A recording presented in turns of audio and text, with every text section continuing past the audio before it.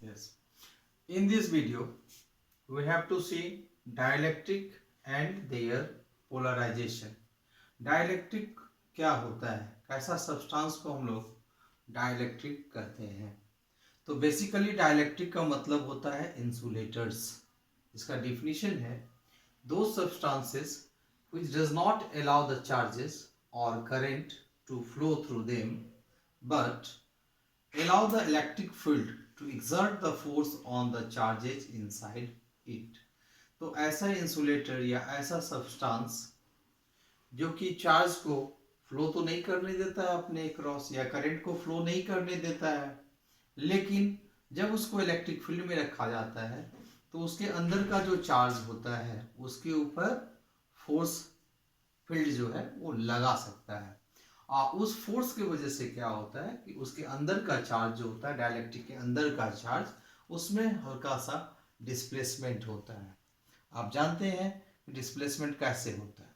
अगर positive charge है तो इलेक्ट्रिक फील्ड के डायरेक्शन में डिस्प्लेसमेंट होगा, अगर नेगेटिव चार्ज है तो इलेक्ट्रिक फील्ड के अपोजिट डायरेक्शन में डिस्प्लेसमेंट होता है।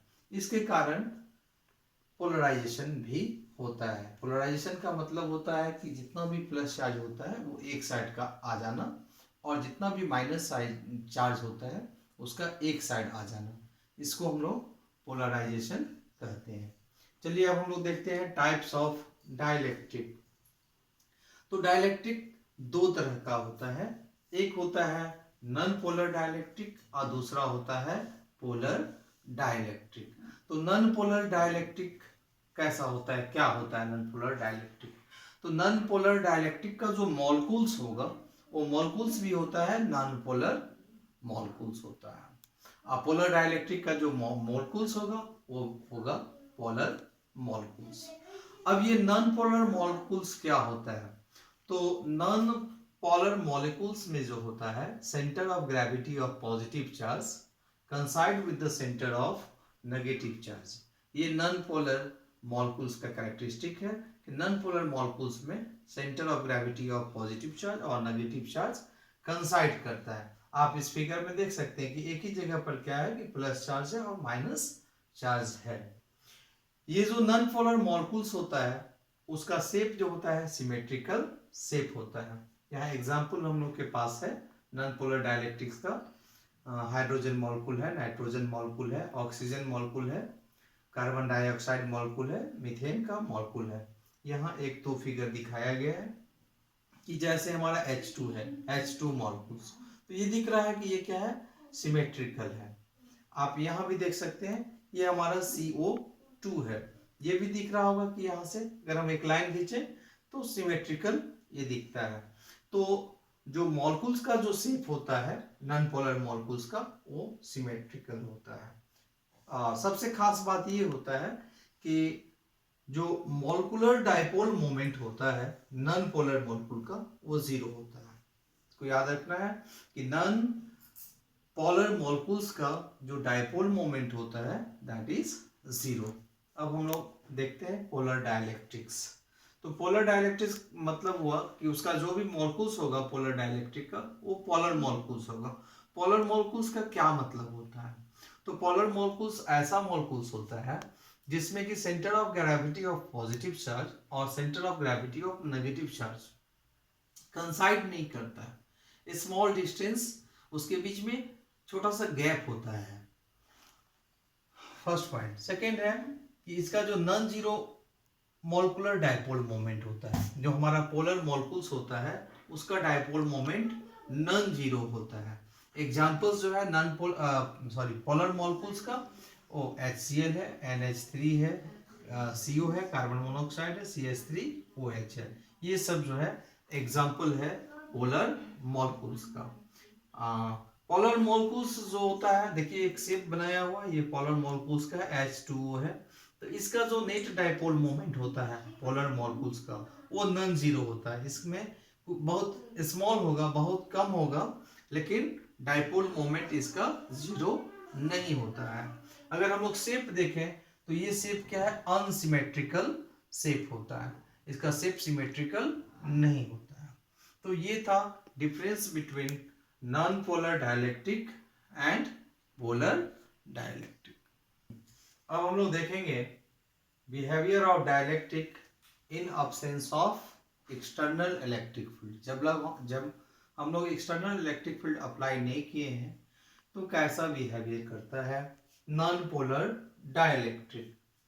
तो the molecular dipole moment of non polar dielectric is zero. जो डाइपोल मोमेंट होता है मॉलिक्यूल लेवल पे नॉन पोलर डाइलेक्ट्रिक का वो जीरो होता है। Therefore, in absence of external field, its net dipole moment is zero.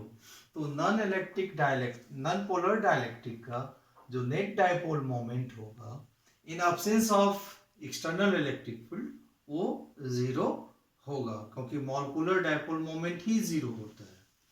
दूसरा देखते हैं हम लोग जो कि पोलर डाइलेक्ट्रिक है। The molecular dipole moment of polar dielectric is non zero. Molecule level पे जो डाइपोल मोमेंट होता है पोलर डाइलेक्ट्रिक में वो नॉन जीरो होता है। But in absence of external electric field it's net dipole moment is also zero. अगर external electric field ना हो तब इसका भी डाइपोल मोमेंट जो होता है जीरो होता है। अब सवाल उठता है कि क्यों जीरो होता है। इसका तो मॉलिक्यूल लेवल पे डाइपोल मोमेंट नॉन जीरो होता है, लेकिन ये जीरो होने का कारण है इसका रैंडम ओरिएंटेशन। ये रैंडमली ओरिएंटेड होता है और ये जो रैंडम ओरिएंटेशन होता है ये उसके अंदर का हीट एनर्जी की वजह से होता है, जिसके वजह से हम लोग कहते हैं थर्मल एगिटेशन। यहाँ हम लोग देख सकते हैं इस फिगर में कि ये सब नॉन पोलर पोलर मॉलिक्यूल्स है। बट देखिए पोलर मॉलिक्यूल्स है तो डाइपोल मोमेंट जो है सबका रेंडमली ओरिएंटेड है। जैसे ये पी वेक्टर है, इधर ये पी वेक्टर है, इसका डायरेक्शन इधर है। तो हम लोग देखते हैं कि यहाँ पर जो डिफरेंट पी वेक्टर है उसका डायरेक्शन जो है वो अलग अलग है और डाइपोल मोमेंट एक वेक्टर क्वांटिटी होता है, इसलिए जोड़ने के बाद net dipole moment polar dielectrics का भी इन absence of external electric field zero होगा। अब हम लोग देखते हैं कि अगर हम लोग पोलर और नॉन पोलर डाइलेक्ट्रिक्स को एक्सटर्नल इलेक्ट्रिक फील्ड में प्लेस कर दें तो फिर क्या होता है। तो देखिए पोलर डाइलेक्ट्रिक है, the molecular dipole moment will be aligned in the direction of field. अगर हम लोग पोलर डाइलेक्ट्रिक का बात कर रहे हैं, यही है हमारा पोलर डाइलेक्ट्रिक। पोलर डाइलेक्ट्रिक तो पोलर डाइलेक्ट्रिक है। मान लेते हैं हम लोग एक्सटर्नल इलेक्ट्रिक फील्ड इस डायरेक्शन में अप्लाई किए हैं, this is the direction of E external. तो इसका अलाइनमेंट होगा। अलाइनमेंट कैसे होगा, तो ये इस तरह से डाइपोल मोमेंट जो है प्लस चार्ज इधर मूव करेगा इलेक्ट्रिक फील्ड के डायरेक्शन में, इधर हो जाएगा माइनस इधर।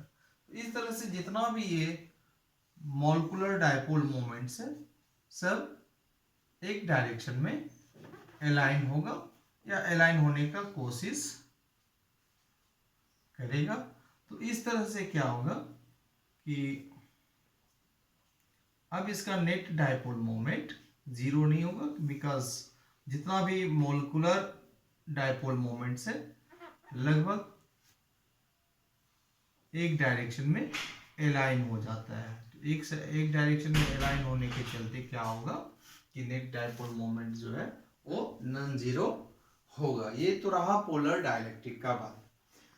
अब अगर हम लोग देखें नॉन पोलर डाइलेक्ट्रिक, तो नॉन पोलर डाइलेक्ट्रिक पे भी अगर हम लोग एक्सटर्नल इलेक्ट्रिक फील्ड में प्लेस करते हैं, मान लेते हैं एक्सटर्नल इलेक्ट्रिक फील्ड का ये डायरेक्शन है, तो इसका शेप में चेंजिंग आएगा और ये सेंटर ऑफ प्लस चार्ज इधर डिस्प्लेस कर जाएगा एक्सटर्नल इलेक्ट्रिक फील्ड के डायरेक्शन में और माइनस चार्ज इस तरह से हो जाएगा। हल्का हल्का सारा का शेप चेंज होगा, ये जैसा ओवल टाइप का शेप हो जाता है। प्लस चार्ज जो है माइनस इधर प्लस इधर माइनस इधर फिर प्लस इधर फिर माइनस इधर प्लस इधर माइनस प्लस, यानी कि centre of gravity of negative charge और पॉजिटिव चार्ज के बीच में सेपरेशन आ जाता है। इस सेपरेशन की वजह से जो है अब इसका भी नेट डाइपोल मोमेंट हो जाता है। जो भी डाइपोल मोमेंट होगा पी वेक्टर इस डायरेक्शन में होगा, इसका भी जो पी वेक्टर होगा इस डायरेक्शन में होगा। यहाँ पर भी पोलर डाइलेक्ट्रिक केस में भी इस डायरेक्शन में सारा मॉलिक्यूलर डाइपोल मोमेंट्स एक डायरेक्शन में आ जाएगा। तो पोलर डाइलेक्ट्रिक हो या नॉन पोलर डाइलेक्ट्रिक हो, एक्सटर्नल इलेक्ट्रिक फील्ड में दोनों का दोनों क्या हो जाता है, पोलराइज हो जाता है और उसका नेट डाइपोल मोमेंट होता है नॉन जीरो, यानी कि जीरो डाइपोल मोमेंट किसी का भी नहीं होता है। तो हम ये कह सकते हैं कि एक्सटर्नल इलेक्ट्रिक फील्ड में जो है दोनों का लगभग एक जैसा ही बिहेवियर होता है। एक ज्यादा पोलराइज होगा, एक कम पोलराइज होगा, ये डिफरेंस हो सकता है।